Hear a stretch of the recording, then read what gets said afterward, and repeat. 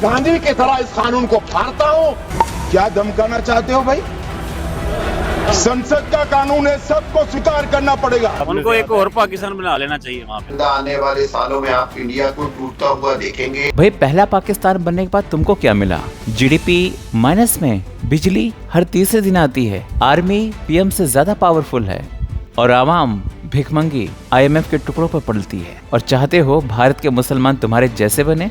सुनो, तुम्हारे मुल्क में 30 रुपए की रोटी मिलती है और 2 रुपए में इज्जत, और तुम बात कर रहे हो भारतीय मुसलमानों की। भारतीय मुसलमान तुम्हारे जैसे नहीं है। उनके पास कॉन्स्टिट्यूशन है, वोट है, आजादी है, और तुम्हारे पास क्या है? 1947 वाली सोच। अरे भिखमंगो, जाहिलपन की भी हद होती है। दोस्तों पहले आप ये पूरा वीडियो देखिए, वक्फ बोर्ड पर किस तरह से पाकिस्तानी तिलमिला रहे हैं बेवजह, कोई वजह नहीं है। उसके बाद लास्ट में बात करते हैं। बड़े ही इंतहाई अफसोसनाक बिल है, मुस्लिम दुश्मनी पर मबनी बिल है। और जिस तरह मोदी हुकूमत फस्तायत दिखा रही है कि आप देखिए कि 3 तलाकों के ऊपर क्या इन्होंने कानून पे मुसलमानों का जो मजहबी है जज्बात उनको ठेस पहुंचाई। उसके बाद शरई हैसियत की जायदाद पे सवाल उठाया, बुर्का के ऊपर। और फिर अब ये जो वक्फ अमलाक बोर्ड के हवाले से जो मुसलमानों का जो अरबों खरबों की जायदादें हैं उनके ऊपर सरकारी तहवील में देने की इजाजत, और उसके ऊपर ये जो सारी कानून साजी है, इस पे बड़े सगीर पूरे के अंदर एक बड़ी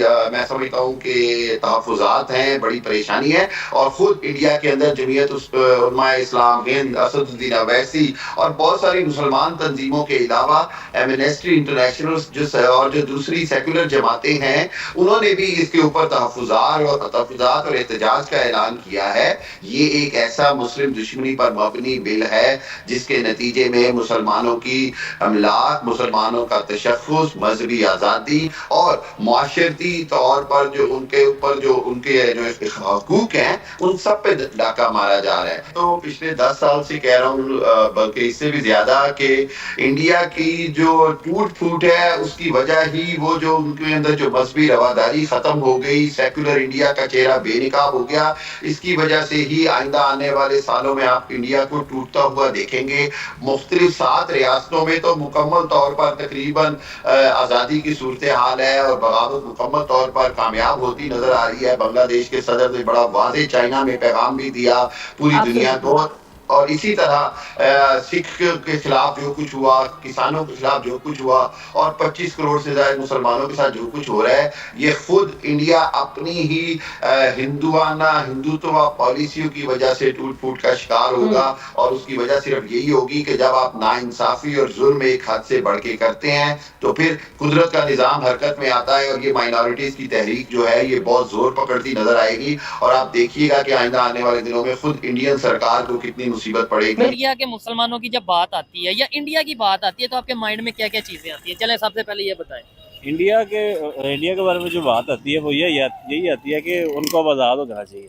किससे आजाद होना चाहिए? मोदी सरकार से। अच्छा, आपके माइंड में क्या बात आती है जी, आप मुझे बताएं। मेरा एक अपना ओपिनियन है, मुझे लगता है कि वो जैसे भी है उससे बेहतर ही है। अच्छा ठीक है, देखिए ना, हर एक की अपनी अपनी सोच है। हमारे यहाँ मीडिया पे ज्यादातर ये बताया जाता है जुल्म हो गया, ये हो गया, रोड के ऊपर नमाज पढ़ने से पाबंदी लगा दी। मुसलमान कहाँ पे जहाँ पे उसका जुल्म नहीं हो रहा वहाँ पे? पाकिस्तान में क्या है? पाकिस्तान में भी जुल्म हो रहा है। पाकिस्तान मुसलमान पे जुल्म कर रहा है। ठीक है। अच्छा, आप इंडिया के हवाले से क्या कहेंगे? ये अभी खबर आ रही है कि जी वहाँ पे उनकी गवर्नमेंट ने ना, जो वक्फ बोर्ड है, जो यानी मुसलमानों की प्रॉपर्टी, या वो जो कहा जाता है वक्फ बोर्ड के अंदर जो प्रॉपर्टी आती है, जो गवर्नमेंट के अदारे हैं, वो अब उसे मैनेज करेंगे ताकि अच्छे तरीके से मैनेज हो, कोई करप्शन ना कर पाए, इस तरीके से। क्या कहना चाहेंगे इसके ऊपर?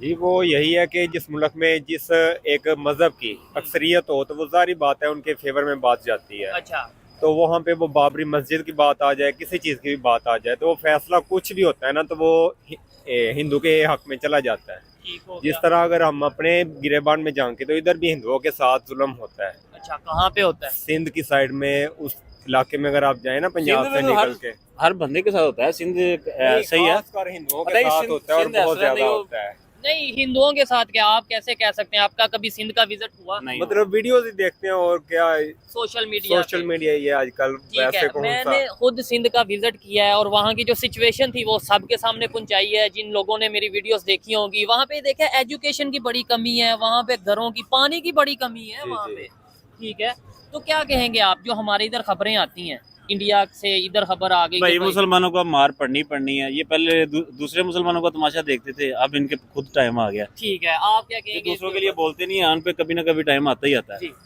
कुछ नहीं, बस बेहतर या जो भी चल रहा है वैसे भी उनका जो वो है, अपना कंट्री है, हमारा अपना वैसे भी जो है ना चीज वो कहते हैं ना मक्खी हमेशा गंद पे जाके बैठती है, तो इस तरह की चीज वैसे वायरल हो जाती है। हाँ। बाकी इतना कुछ खास होता नहीं है। वहाँ पे भी अच्छे खासे मुसलमान रह रहे हैं और हमसे मेरा ख्याल है तादाद में उनको एक ज्यादा और है। पाकिस्तान बना लेना चाहिए वहाँ पे। अब चले, आप आजादी देखें ले ना, लेनी ये- चाहिए, आजादी की तहरीक चलाओ और आजाद हो जाओ, बस बात आप खत्म। क्या कहते हैं? पहले आप हमारे खिलाफ थे कि हाँ। पाकिस्तान नहीं होना चाहिए, बिल्कुल मुखालिफ साहब जाके बैठ के थे। अच्छा, अब कोई नहीं, गलती हो जाती है, आपसे गलती हो गई, अब आप फंस गए हो, आप आजाद हो जाओ। क्या आप कौन सी- कहेंगे ये जो बात कर रहे पहले हमें अपने बलूचिस्तान को संभालना चाहिए। जिस हाँ। तरीके से उनपे के साथ हो रहा है उनको उधर हक भी नहीं दिया तहरीकें चल जाता रही जी, हैं। तो उनको भी ये ठीक करना चाहिए, उनको भी हकूक उनके देने ठीक चाहिए। है, लेकिन इधर से भी कहा जाता है कि उधर मणिपुर या नागालैंड उधर भी कुछ ऐसी मतलब खालिस्तान का कहा जाता है जी, उधर भी तहरीकें जी, चल- वो भी मेरा ख्याल है कि अगर वो टूटने पे आए तो हमसे ज्यादा टुकड़े होंगे। हमारे तो दो हुए हैं ना, पाकिस्तान बांग्लादेश है। ठीक है, वो एकदम कुछ 30 से ऊपर जाएंगे। वो हर एक रियासत जो है ना अलग होना चाह रही है। ठीक हो गया। तेरह चलिए रियासतें, हाँ। जी, ये सिचुएशन है और हर एक की अपनी अपनी ओपिनियन है। आए मजीद किसी से बात करते हैं। अस्सलाम वालेकुम, जी वालेकुम अस्सलाम। आपका नाम जी आरिफ अली शाह। और आपका नाम? अली रजा। क्या करते हैं भाई आप? जी एडवोकेट। एडवोकेट हैं, जबरदस्त। आप भी एडवोकेट हैं फिर तो। मैं डॉलर्स में जॉब करता हूँ। ठीक हो डॉलर्स होम अप्लायंसेस की कंपनी है, उसमें जॉब कर रहा हूँ। ठीक है, जॉब करते हैं। मैंने कहा नहीं तो ऐसा लग रहा था आपके गेटअप से कि एडवोकेट हैं। सर मुझे बताएं क्या कहना चाहेंगे, बल्कि इनसे बात करके वक्फ बोर्ड के हवाले से बात करके ज़्यादा अच्छा लगेगा कि भाई कानून क्या कहता है। मुझे बताएं पाकिस्तान में जो महकमा औकाफ है, क्या वो सिर्फ वो अदारे ही मैनेज करते हैं या गवर्नमेंट के अंडर होता है वो? जी अदारा यानी प्राइवेट अदारे वो करते हैं या गवर्नमेंट? नहीं गवर्नमेंट का अदारा है ये। वक्फ इमलाक बोर्ड है हाँ, बाकायदा। इसका जो है ये ऐसी जो मतरूका प्रॉपर्टीज़ हैं उन पे जो है लोगों ने जो कब्जा रखा हुआ है और under the government rules and regulation रखा हुआ है। ठीक है, तो अगर कोई इस पे हावी होना चाहता है तो ये सरासर ज्यादती है।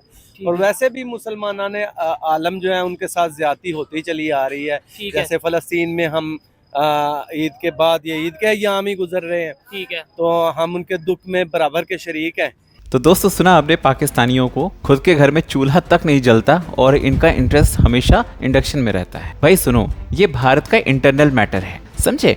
यहाँ पर वक्फ बोर्ड पर जो बिल आया हुआ है, जो उसमें चेंजेस हुए हैं, वो ट्रांसपेरेंसी के लिए हुए हैं कि ट्रांसपेरेंसी बनी रहे, इसलिए उसमें चेंजेस किए गए हैं। अकाउंटेबिलिटी फिक्स होनी चाहिए, इसलिए उसमें संशोधन किए गए हैं। और भाई एक और पाकिस्तान, पहले आप अपने आप को संभालो। इकोनॉमी आईसीयू में पड़ी है, इन्फ्लेशन आसमान में है, पॉलिटिकल पार्टीज सर्कस कर रही हैं, तमाशा बन गया है, और तुम भारतीय मुसलमानों को बोल रहे हो कि हमारे जैसे बन जाओ। भारतीय मुसलमान बेवकूफ़ नहीं है तुम्हारे जैसे। यहाँ पर आवाज़ें अलग अलग क्षेत्र में उठ सकती हैं, क्यों हो सकता है समझाने में कहीं कमी रह गई होगी, लेकिन भारत की सरकार यानी मोदी सरकार उसको हैंडल कर लेगी। तुमको टेंशन लेने की ज़रूरत नहीं है भाई, समझ रहे। और माइनॉरिटी की बात तुम्हारे मुंह से अच्छी नहीं लगती, माइनॉरिटी की बात तुम्हारे मुंह से बिल्कुल भी अच्छी नहीं लगती भाई। हिंदुओं के साथ में क्या हुआ, 20 से कैसे 1-2% पर आ गए, ये दुनिया जानती है। कहाँ गए, मार दिया, क्या कर दिया, पता नहीं, उसका जवाब तुम्हारे पास नहीं है। और तुम इस पे वक्त की बात करें, तुम्हारे यहाँ है क्या? मंदिरों के लिए तुमने कुछ किया है? कैसे किस मुंह से बोल लेते हो तुम लोग भाई? तुम्हें शर्म नहीं आती बोलते वक्त? और आधी अधूरी नॉलेज जो रखते हो ना, खैर तुमको क्या बोले, कुछ देश में हमारे यहाँ कमियाँ हैं कि लोगों को नहीं पता वक्फ बोर्ड में क्या संशोधन हुए हैं, क्यों हुए हैं, इसके बारे में भी हमारे भी लोगों को जानना चाहिए।